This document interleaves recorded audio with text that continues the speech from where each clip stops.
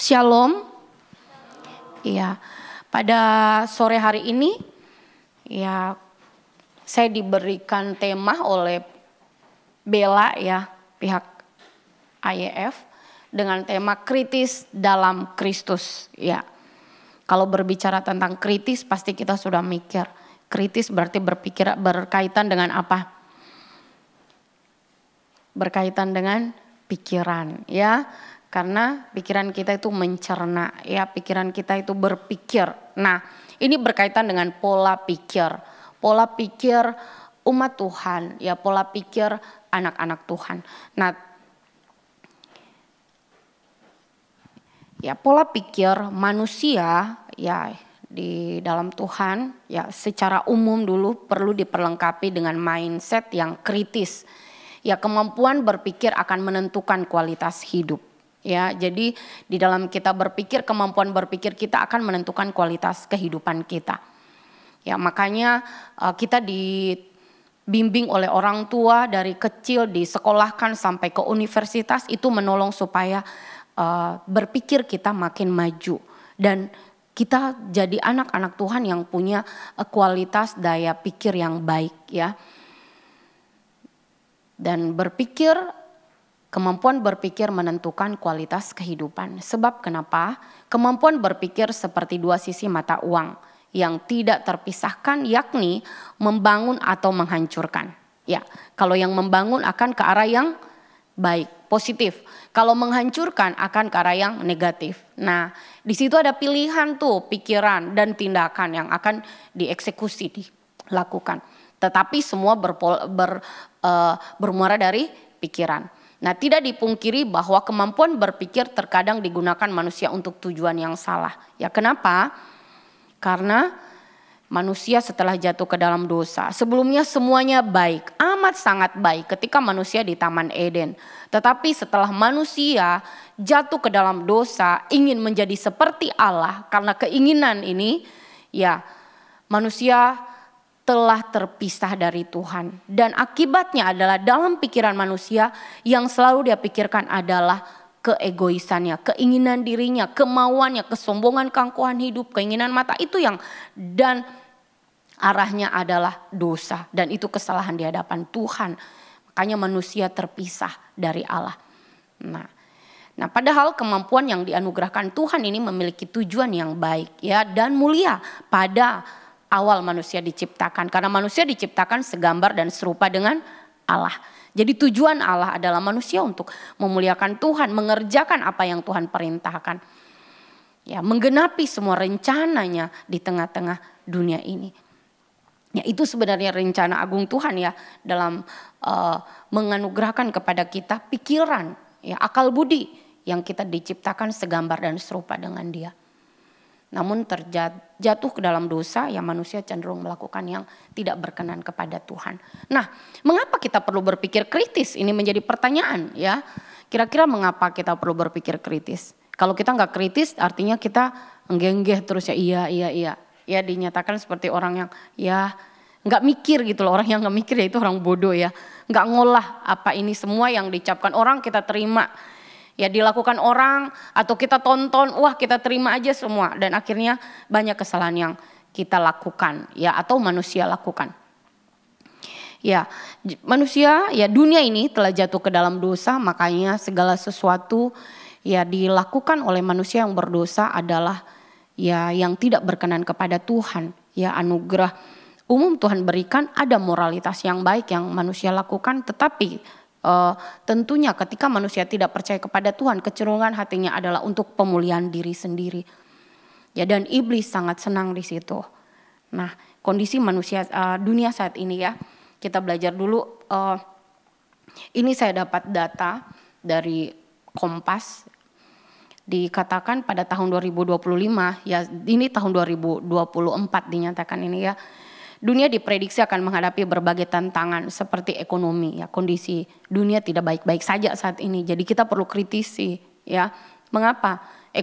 Pertumbuhan ekonomi global diperkirakan melambat dan inflasi global diperkirakan turun menjadi 4,2% dan itu terjadi loh beberapa waktu lalu. Ya, terjadi inflasi turun ya Indonesia. Namun ketidakpastian ekonomi masih tinggi. Nah, banyak investor yang pergi keluar dari negara kita. Mereka menginvestasi keuangannya, menginvestasi tenaganya di negara-negara yang lain daripada di Indonesia, negara kita. Ya, jadi ekonomi sedang tidak baik-baik saja. Ya, apa yang terjadi? Trust, kepercayaan masyarakat mulai berturun. Ya, Pertamina khususnya ya terjadi mengaplos ya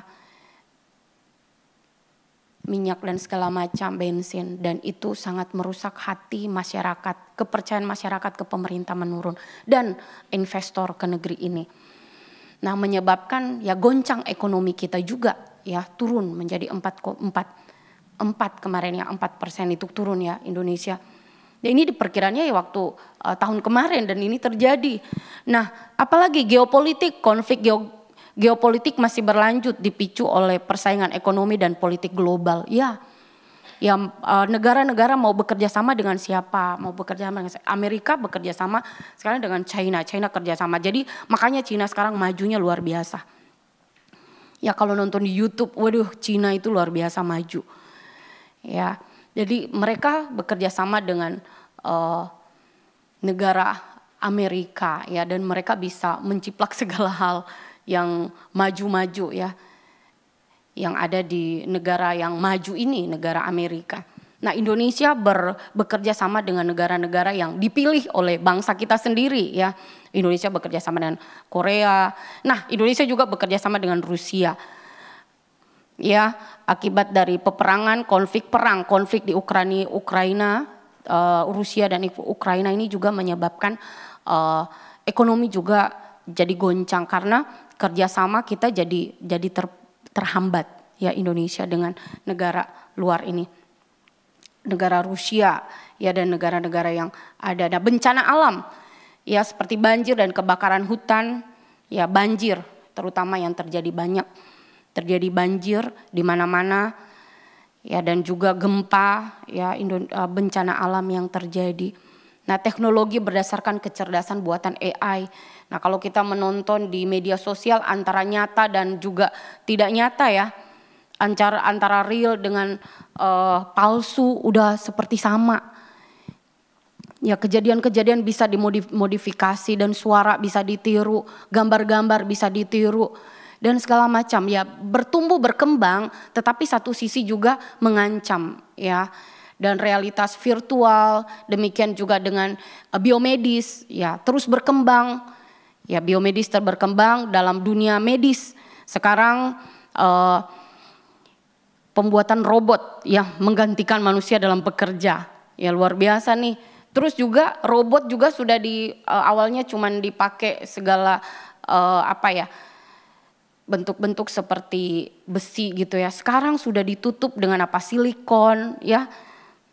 Ada gambar, nah nih cantik banget ya, robot.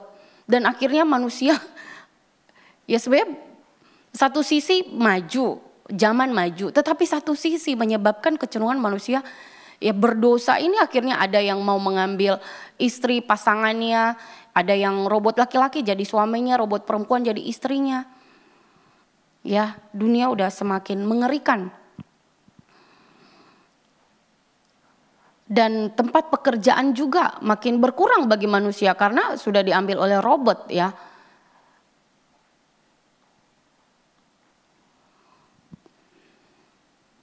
Tetapi ada juga perkembangan teknologi, kalau operasi sekarang udah bisa pakai robot juga ya yang mengerjakannya ya, dengan lebih memudahkan ya, lebih memudahkan, tetapi juga ada tantangan-tantangan yang ada.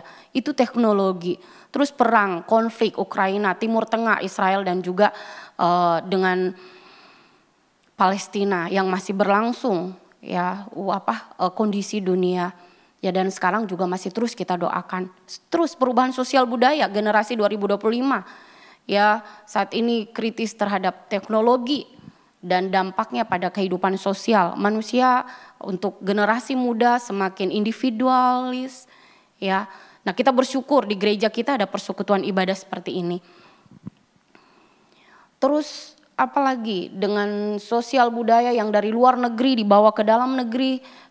terkeruslah yang budaya-budaya yang bagus di Indonesia, tata krama yang baik di negeri ini, ya bertenggang rasa, gotong royong itu sudah mulai terkikis. Manusia memikirkan diri sendiri dan juga sudah terkotak-kotak. Ada yang sekarang ya, yang budaya-budaya dari luar, Korea, China sudah masuk, ya kita sudah mulai ikut-ikutan, ya segala sesuatu kita udah ikut-ikutan. Ya budaya-budaya dari luar, bahkan pakaian, ya pakaiannya, bahkan dari Timur Tengah udah mulai tuh, ya berpakai cukup dengan kelihatan nampak mata. Padahal dulu Indonesia baju budaya kita adalah baju batik atau kebaya, tapi sekarang udah berubah dan itu akan berkotak-kotak, ya akan ada komunitas-komunitas tersendiri dan itu pergesekan akan semakin nyata dan bahkan, nah spiritual ini menyangkut lagi ke spiritual ya. Perubahan sosial, perubahan spiritual juga. Ya manusia kan mau pengen mencari yang lebih besar atau lebih tinggi dari dia, lebih berkuasa.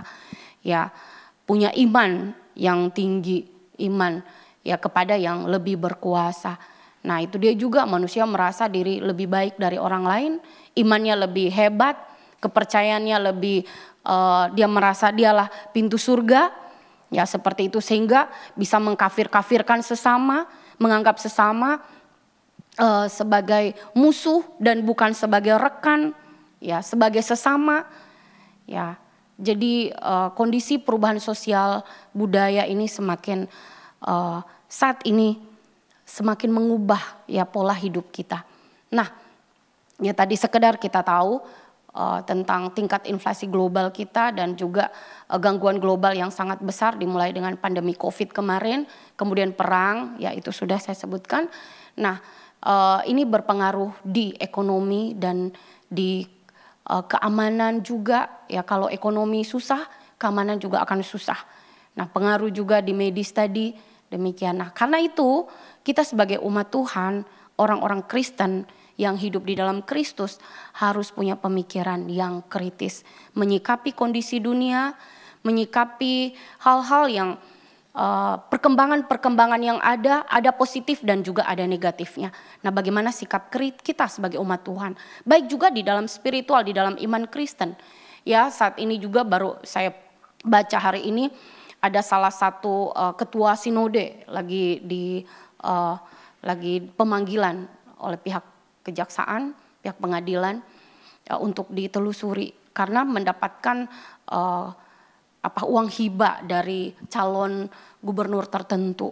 Nah, ini kan sangat menyedihkan dan bagaimana umat Tuhan di sinode ini mendengar. Dan bahkan sekarang juga nabi-nabi palsu sudah mulai melakukan ya dari dulu ya sampai sekarang merebak ya tentang kemakmuran itu ditawarkan untuk kita semua, tentang kenyamanan hidup, ikut Tuhan, tidak sakit dan segala macam.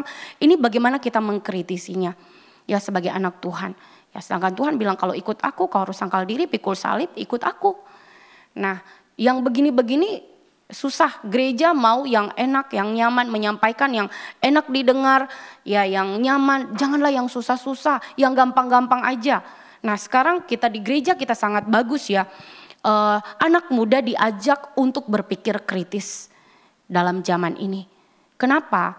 Karena penyesatan, karena perkembangan zaman, ya pola pikir manusia kalau benar, kalau dia hidup takut Tuhan dia pasti lempeng jalannya, benar. Kalau dia menggunakan media sosial dengan cara benar, ya teknologi dengan cara benar. Tapi kalau pikirannya yang keliru, yang salah, ya dia akan melakukan hal yang salah dan fatal bagi yang lainnya, bagi generasi selanjutnya, bagi semua orang. Ya judi online misalnya, apalagi yang merusak. Ya seperti robot ini membantu manusia untuk bekerja, tetapi dijadikan sebagai alat. Bahkan ada juga saat ini sedang mereka kerjakan robot yang bisa untuk hamil. Ya lagi dikerjakan di Jepang. Ya saya baca, widih ngeri banget. Ya yang jomblo-jomblo ini gimana? Ya anak-anak muda ya. Nah itu gak gampang ya, bagaimana kita sebagai anak Tuhan harus peka dengan situasi kondisi yang ada. Ya kalau orang yang memiliki banyak uang, banyak dana, dia melakukan hal-hal yang menyimpang, ya punya seks yang menyimpang. Padahal Tuhan memanggil kita melakukan rencana Allah kebenarannya di tengah dunia ini. Karena itu sebagai anak-anak Tuhan kita perlu berpikir kritis. Nah, di dalam berpikir kritis ya, ini menurut Martika ya, pengertiannya adalah pemikiran yang masuk akal ya. Kalau nikah dengan robot kira-kira masuk akal atau tidak? Ya tidak kan. Nah, pemikiran yang masuk akal, yang reflektif, yang berfokus pada proses pengambilan keputusan apa yang mesti dipercaya atau dilakukan. Ya, berpikir kritis adalah proses yang melibatkan akal budi dalam mempertimbangkan dan memutuskan sesuatu. Jadi kita sebelum kita lakukan sesuatu pertimbangkan baik-baik. Berpikir kritis adalah proses mengonseptualisasikan, menerapkan, menganalisa, mensintesis, dan mengevaluasi informasi secara aktif dan terampil untuk mencapai sebuah jawaban atau kesimpulan. Itu dari Wikipedia ya, saya ambil. Jadi kita perlu ya berpikir kritis, melibatkan akal budi dan pertimbangan dalam memutuskan segala sesuatu. Ya sebagai anak-anak Tuhan, ya misalnya di dalam hal mengambil keputusan untuk menikah, ya calon pasangan kita siapa? Ya, sekarang LGBT sudah seperti Indonesia sudah mulai terbuka dengan itu ya, yang tanda pelangi ini. Ya, dan bahkan ada pernikahan yang sesama jenis. Ya, dan segala macam yang terjadi penyimpangan dan ini sangat menyedihkan. Karena itu perlu kita berpikir kritis. Nah, dilandasi dengan manfaat kita belajar manfaat dari berpikir kritis. Jadi berpikir kritis ini kita mampu mengambil keputusan yang tepat dan bijaksana. Nah, problem solving yang tepat ya, melihat dunia pada keadaan lebih luas dan tajam, membuka peluang dan ruang baru bagi setiap keadaan. Seseorang dapat lebih kreatif ya, dan lebih berani dalam menghadapi tantangan hidup, meningkatkan potensi dan kapasitas diri.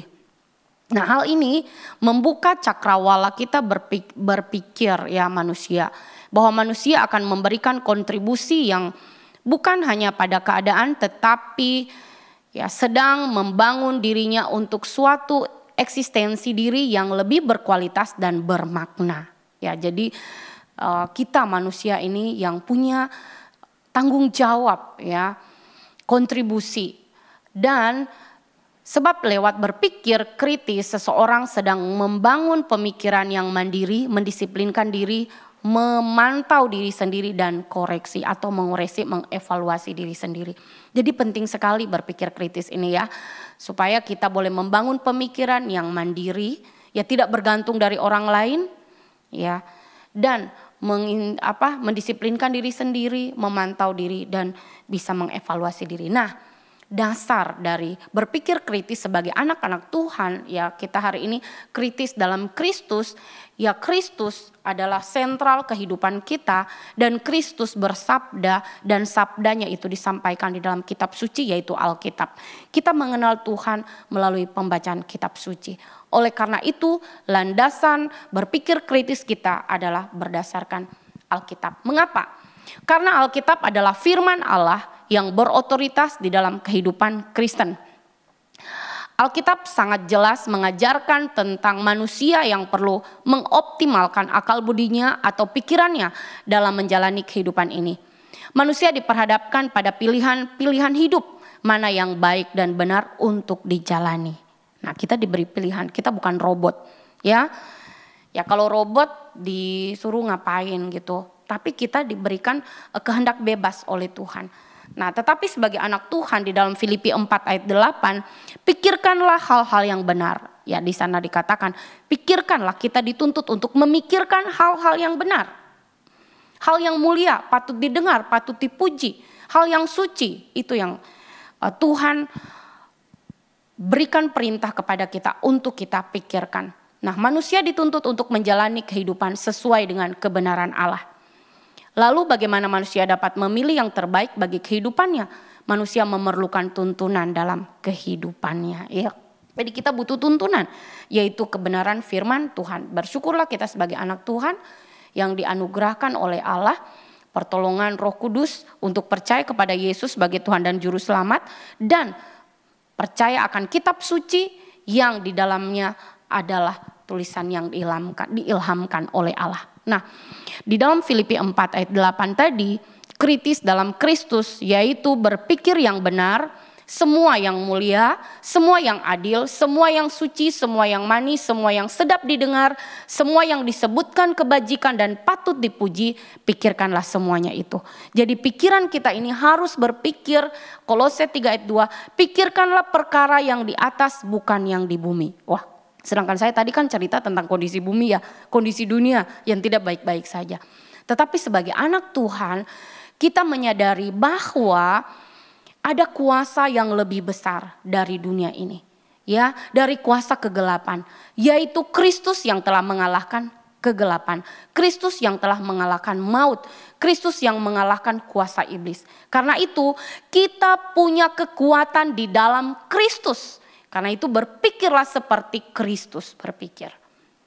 Ya, pikirkan perkara yang di atas bukan yang di bumi.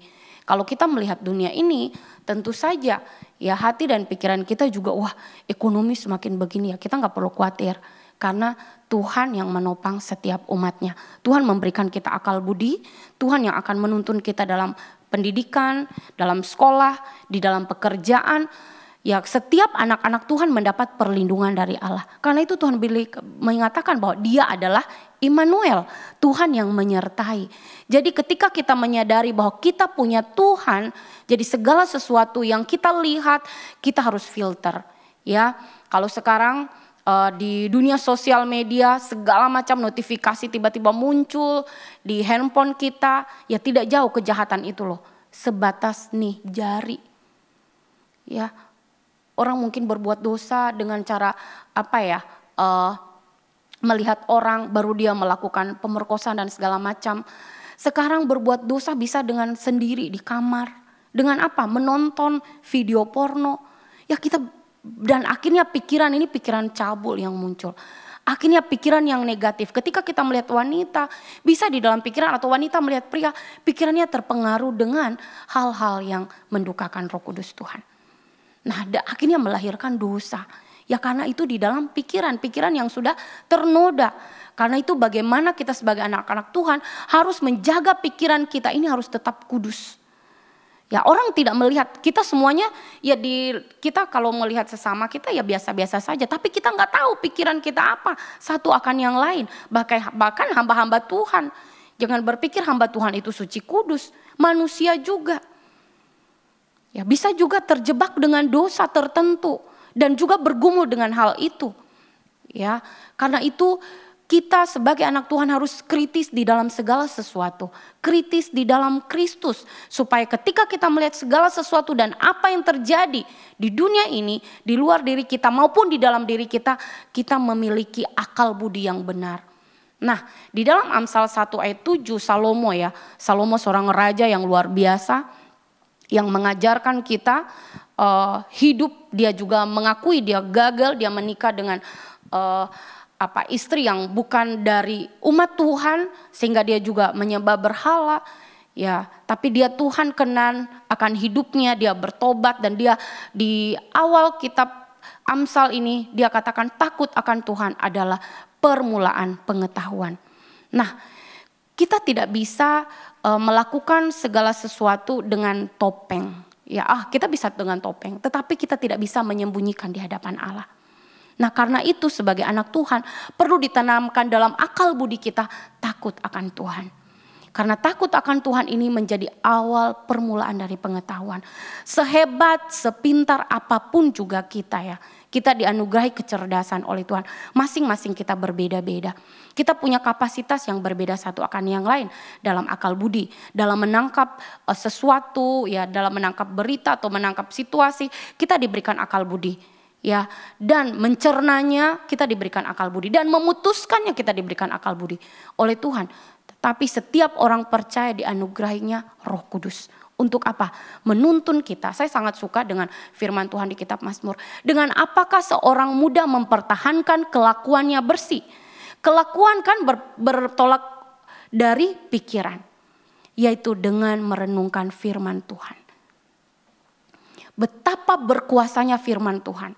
Ya, firman Tuhan ini yang menjadi kekuatan, dan firman Tuhan itu adalah firman yang berkuasa. Ya, ketika kita mengucapkan firman Tuhan, ya di dalam kitab Mazmur dikatakan dengan memandang Tuhan, dengan mengucapkan taurat Tuhan membuat hati dan jiwa kita itu bersukacita, membuat mata kita ini bercahaya. Ya, dengan kita merenungkan firman Allah. Firman Allah ini begitu penting dan berkuasa. Dan penting bagi kita untuk menyikapi dunia ini, semua sudah tertulis di dalam kitab suci. Tidak ada yang baru yang terjadi di kolong langit ini. Semua sudah terjadi, tercatat. LGBT sudah zaman Sodom dan Gomora. Ya, manusia suka sesama jenis. Ya, dosa apa? Dosa kesombongan sudah dari zaman Adam dan Hawa jatuh ke dalam dosa. Ya, dan kita sebagai anak-anak Tuhan perlu waspada, mawas diri. Mari kita pikirkan ya semua yang mulia, ya sehingga ketika ada hal-hal yang berkaitan dengan dosa, ya berita atau apapun yang kita tonton, kita bisa memfilter dalam nama Yesus. Tuhan tolong saya, dan dengan pertolongan Tuhan ada roh takut akan Tuhan di dalam hati kita, Roh Kudus menolong, disitulah kita menjadi anak-anak Tuhan yang menang. Ya, kita tidak terjebak di dalam keberadaan dunia yang semakin hari semakin hancur. Ya, dunia ini tidak baik-baik saja. Semakin hari iblis menggunakan ilmu pengetahuan juga untuk membawa manusia. Ya, ada kita kalau umat Tuhan yang benar, kita menggunakan media sosial untuk pemberitaan Injil. Kalau orang-orang yang berdosa membawa kepada kesesatan. Ya, jadi perlu kita berjaga-jaga dan mawas diri. Nah, mengapa memikirkan hal-hal yang baik dan benar itu penting, ya? Karena pikiran dapat menentukan setiap perkataan dan tindakan kita. Ya, pikiran menentukan apa yang kita katakan dan apa yang kita lakukan. Ya, kalau di dalam pikiran kita ini hal yang baik dan benar, tentu saja keluarnya adalah hal yang baik dan benar. Ya, kita tidak mau menipu orang. Ya, terjadi nih beberapa waktu saya lagi ngikutin ada berita viral di salah satu daerah. Jadi ada salah satu seorang ibu, dia mengikuti seperti silat-silat seperti itu ya. Dan dia seorang pendoa. Dan akhirnya dia buka praktek untuk mendoakan orang. Dan di doanya itu kalau dia pegang kepala orang tiba-tiba ditarik paku, ditarik jarum, terus ada tiba-tiba keluar tali dan berbagai macam. Ya, ini terjadi dan hari ini atau kemarin baru diputuskan dia berhenti dulu katanya. Nah, tetapi setelah ditelusuri media sosialnya, wah dia ternyata adalah penyiar judi, ya penyiar perjudian seperti itu. Ya, saya juga nonton, widih menyedihkan. Dan banyak anak-anak Tuhan dan dia memimpin orang dengan memuji dan menyembah Allah. Dan terjadi penipuan. Mengerikan, dan yang datang ke sana adalah anak-anak Tuhan, orang-orang Kristen yang mudah diombang-ambingkan oleh angin-angin pengajaran karena sudah lemah mungkin atau sudah sakit berkepanjangan, akhirnya menyerah, akhirnya pergi ke datang seperti perdukunan, akhirnya mendustai banyak orang dan mau juga umat Tuhan didustai. Dan ini mengerikan, umat Tuhan yang setiap hari beribadah, setiap minggu ke gereja. Tetapi angin-angin pengajaran, karena apa? Karena tidak kritis. Kok bisa? Ya, jadi aneh ya, tapi itu nyata. Ya, iblis sedang bekerja untuk apa? Membawa orang, sedang mengaum-ngaum, membawa orang yang lemah imannya, yang tidak berpikir secara kritis. Jadi apa yang dia lihat, dia melihat, oh ini menguntungkan untuk saya, dia ikutin. Ya, oh ya supaya saya cepat sembuh, padahal Tuhan bisa memberikan kesembuhan. Ya, Tuhan memakai para tim medis, dokter melalui cara yang benar. Ya, tidak melalui cara perdukunan dengan mengatasnamakan Tuhan. Bahkan ada dukun, dia berdoa, kalau yang datang orang Kristen dia doakan doa Bapa kami. Kalau dia orang Muslim dia doakan juga doa Muslim. Kalau yang datang pasiennya adalah Buddha, dia mengikuti zaman juga. Dia mengikuti pasien-pasien yang datang. Ya, jadi dia doakan seperti itu sesuai dengan kepercayaan para pasien ini. Nah, terus dia dukun, ya tidak percaya Tuhan, tapi dia adalah anteknya kuasa kegelapan. Dan iblis memakai berbagai macam cara. Iblis seperti malaikat terang, Tetapi dia adalah pembawa manusia kepada kegelapan dan membuat manusia meragukan akan Tuhan. Oleh karena itu kita perlu waspada, ya. Ya, kita akan melakukan yang terbaik ketika pikiran dan hati kita ya benar dan baik. Ya, ketika kita memikirkan ya hal yang benar dan baik, maka kita akan mengalami sukacita, damai sejahtera dan hubungan yang dekat dengan Allah. Ya, jika kita menetapkan hati kita kepada hal-hal yang baik dan benar, yaitu berlandaskan firman Tuhan. Nah, kita akan belajar di sini ada di Tuhan Yesus mengkritik para ahli Taurat.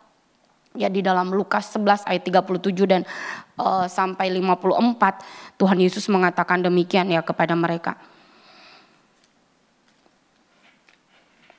Lukas 11 ayat 37. Ketika Yesus selesai mengajar, seorang Farisi mengundang dia dan makan di rumahnya. Maka masuklah ia ke rumah itu, lalu duduk makan. Orang Farisi itu melihat hal itu dan ia heran, karena Yesus tidak mencuci tangannya sebelum makan. Tetapi Tuhan berkata kepadanya, kamu orang Farisi, kamu membersih. Oh ya, mereka heran di dalam hati mereka ya. Tapi Tuhan berkata kepadanya, kamu orang-orang Farisi, kamu membersihkan bagian luar dari cawan dan pinggan, tetapi bagian dalammu penuh rampasan dan kejahatan. Ya, orang Farisi lihat gaya Tuhan Yesus, kok tidak cuci tangan, najis gitu kan. Ya sama, najis gitu ya, pegang anjing, najis gitu ya. Padahal Tuhan bilang apa? Hatimu itu yang harus kau bereskan. Hatimu itu penuh dengan apa? Penuh dengan kejahatan, penuh dengan rampasan. Dan Tuhan menegur mereka, hai orang-orang bodoh, bukankah dia yang menjadikan bagian luar, dia juga menjadikan bagian dalam? Akan tetapi berikanlah isinya sebagai sedekah, dan sesungguhnya semuanya akan menjadi bersih bagimu. Tapi celakalah kamu hai orang-orang Farisi, sebab kamu membayar persepuluhan ya. Tapi kamu mengabaikan keadilan dan kasih Allah.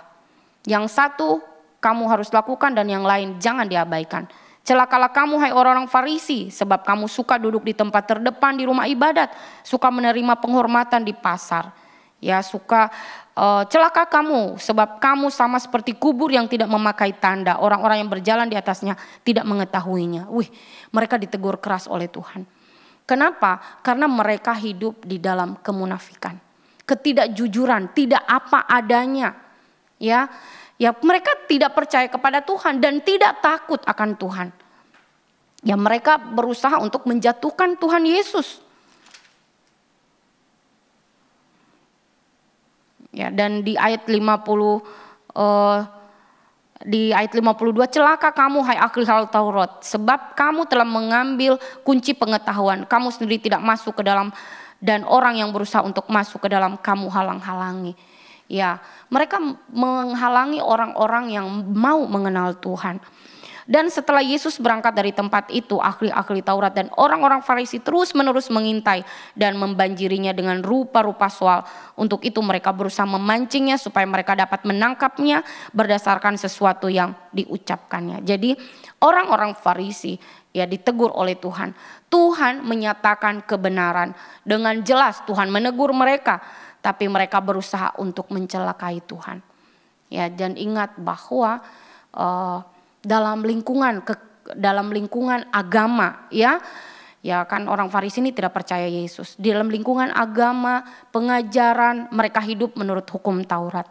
Dan mereka mencela umat Tuhan, mencela Tuhan Yesus pada saat itu, kok gak cuci tangan. Nah, setelah itu juga Tuhan di dalam batin mereka menggerutu, di dalam batin mereka sedang bersungut, di dalam hati mereka mempertanyakan tentang Tuhan Yesus ya seperti itu.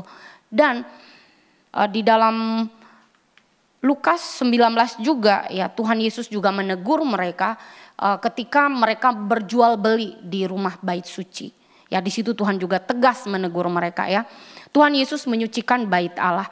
Lalu Yesus masuk ke bait Allah dan mulailah ia mengusir semua pedagang di situ. Katanya kepada mereka, ada tertulis, rumahku adalah rumah doa, tetapi kamu menjadikannya sarang penyamun.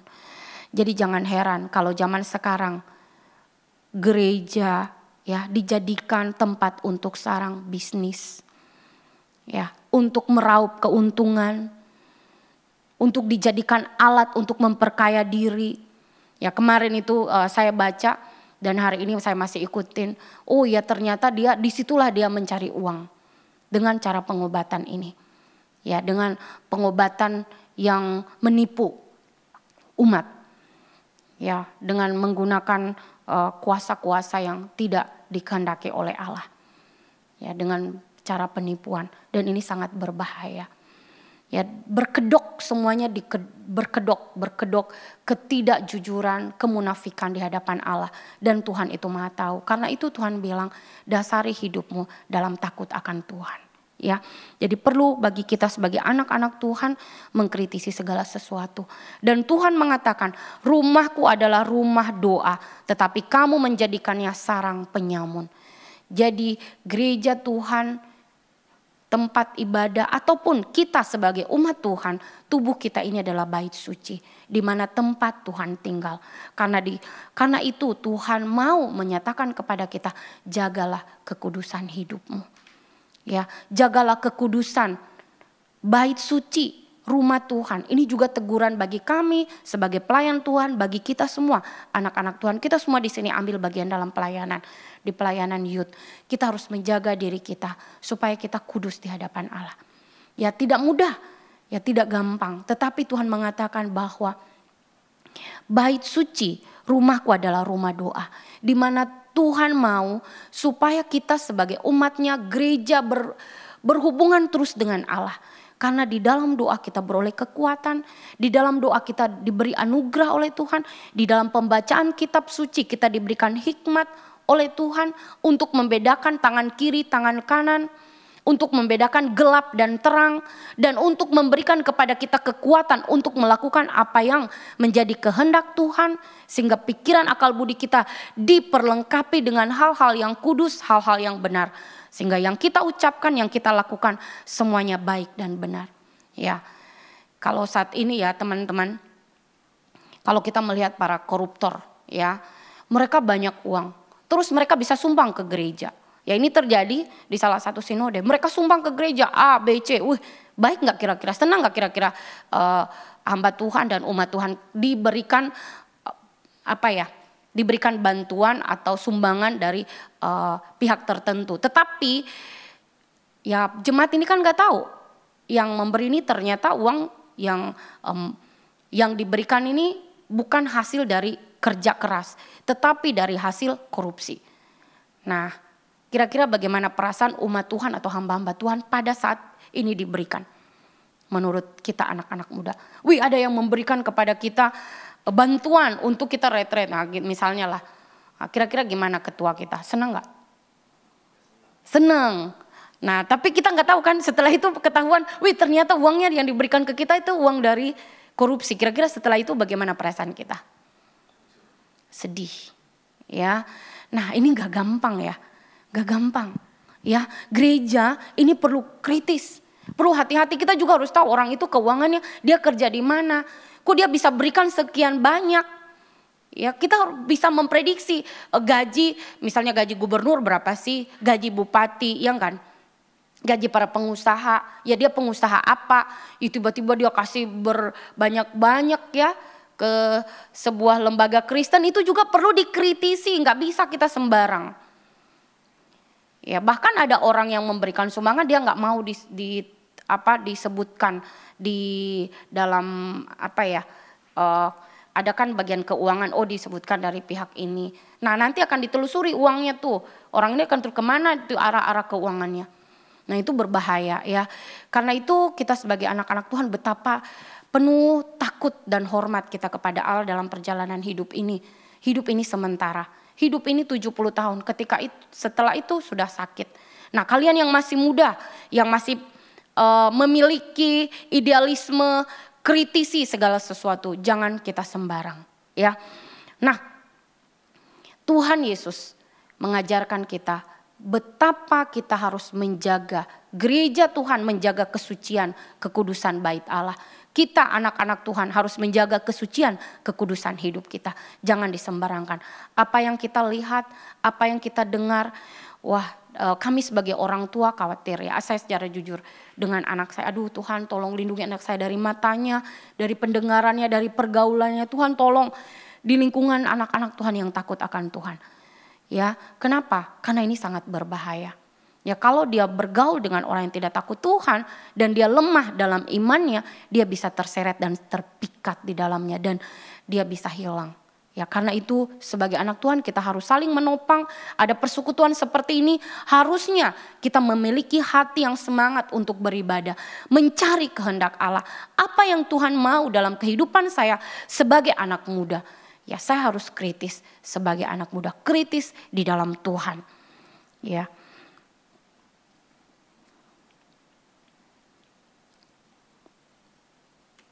Nah, ini terakhir ya teman-teman. Ya, kesimpulan bagi kita, kritis di dalam Kristus. Artinya apa? Mari berpikir yang benar, dipenuhi dengan hikmat Tuhan. Tadi Amsal 1 ayat 7. Takut akan Tuhan adalah permulaan pengetahuan, itu fondasi hidup kita. Ketika kita sudah menerima Yesus Kristus di dalam hati kita, artinya dosa kita telah ditebus oleh Allah melalui Yesus Kristus di atas kayu salib dan kita menjadi miliknya. Nah, hidup kita menjadi hidup yang baru dan kita dibaharui menjadi manusia yang baru yang setiap hari dibaharui oleh Tuhan. Ya, kita mengalami pembaharuan, kita mengalami proses pengudusan. Ya, sampai Tuhan bilang, sudah selesai anakku, pulang kembali ke rumah bapamu. Nah, karena itu kita bisa di depan semua orang kita seperti ini, di saat kita sendiri juga sama. Karena itu hiduplah takut akan Tuhan. Ya, kita harus sadar terus, beri saya hati yang takut Tuhan. Sehingga saya tidak terseret, tidak terpikat dengan hal-hal yang mendukakan Tuhan.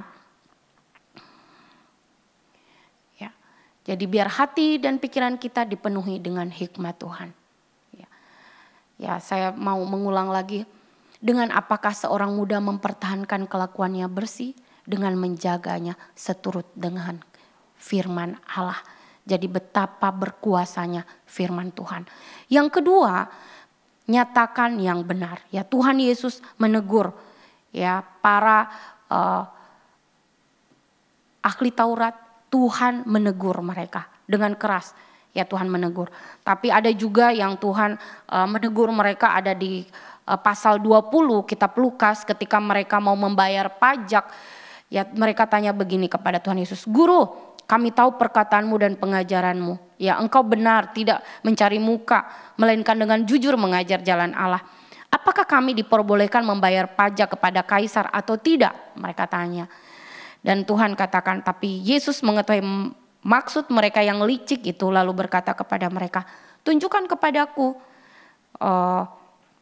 suatu dinar, terus gambar dan tulisan siapa ada padanya?" Mereka jawab, "Gambar dan tulisan kaisar." "Ya, serahkanlah kepada kaisar apa yang wajib kamu berikan. Ya, berikanlah kepada Allah apa yang wajib kamu berikan." Tuhan Yesus dipenuhi dengan hikmat. Karena itu kita sebagai anak-anak Tuhan, ketika kita mengalami ujian, mengalami godaan, biarlah Tuhan memenuhi hati kita dengan hikmat Tuhan. Sehingga kita bisa menjawab, menyatakan dengan benar apa yang kita yakini. Kita tidak terombang-ambing, tidak mengikuti arus dunia ini. Tetapi kita memiliki pendirian karena kita adalah anak-anak Tuhan yang kritis di dalam Tuhan. Kita punya fondasi iman kepada Yesus Kristus dan kita mengikuti jejaknya. Ya, jejak orang-orang kudus yang melakukan kehendak Allah. Nah, ketika kita menyatakan yang benar, kita juga jangan arogan. Ya, kita menyatakan yang benar dalam kerendahan hati. Ya, dengan rendah hati. Ya, menyatakan apa yang benar dengan rendah hati. Ya, sehingga orang-orang yang mendengar kita, mereka mengakui bahwa kita anak-anak Tuhan. Nah, tapi ada tingkat ketika orang seperti tadi, ya Tuhan Yesus kepada orang Farisi itu, ya Tuhan pada ahli Taurat, Tuhan dengan tegas, ya menegur dengan tegas. Ya, kepada mereka. Ada juga kalau orang yang mengajak kita melakukan dosa, ya ikut saya, ayo kita pergi ke klub malam. Ya, kamu harus berani ngomong, tidak. Ya, itu membinasakan hidupku dan masa mudaku. Saya terjadi apa-apa memang kamu bertanggung jawab. Saya mau bertanggung jawab hidupku di hadapan Allah. Kita harus berani menyatakan tidak. Karena kita adalah anak-anak Tuhan dan kita berbeda dengan dunia ini. Ya, selanjutnya kita harus bertindak yang benar. Nah, Ketika pikiran kita ya dipenuhi yang benar, perkataan kita pasti keluar dengan benar dan tindakan kita juga benar. Dan disitulah tujuan Allah bagi kita. Tuhan telah menguduskan kita dengan darahnya dan kita mengikuti Dia dalam kekudusan dengan mengasihi Tuhan dan sesama. Karena ketika kita mengasihi Tuhan, mengasihi sesama, itulah sesungguhnya kekudusan hidup. Kita tidak melakukan yang jahat bagi sesama. Tidak mengajak teman-teman kita untuk melakukan yang jahat. Tetapi membawa orang-orang kepada Kristus. Membawa orang-orang yang tidak mengenal Tuhan. Supaya diceritakan kabar baik. Supaya mereka juga mengalami pengudusan, mengalami penyelamatan yang Allah anugerahkan bagi kita dan bagi mereka. Sehingga ya, kita sebagai anak Tuhan menjadi anak-anak Tuhan yang memiliki kualitas hidup, yang memiliki dedikasi, mengambil bagian di dalam perjalanan kehidupan kita, pemberitaan Injil, ya dengan cara kita kritis berpikir, ya sebagai anak Tuhan, itulah kita sebagai anak Tuhan mencerminkan siapa kita di hadapan, di tengah-tengah dunia ini. Dan kita akan menjadi garam dan terang Kristus dimanapun kita berada. Terpujilah Tuhan, mari kita berdoa, bersyukur kepada Bapa di sorga.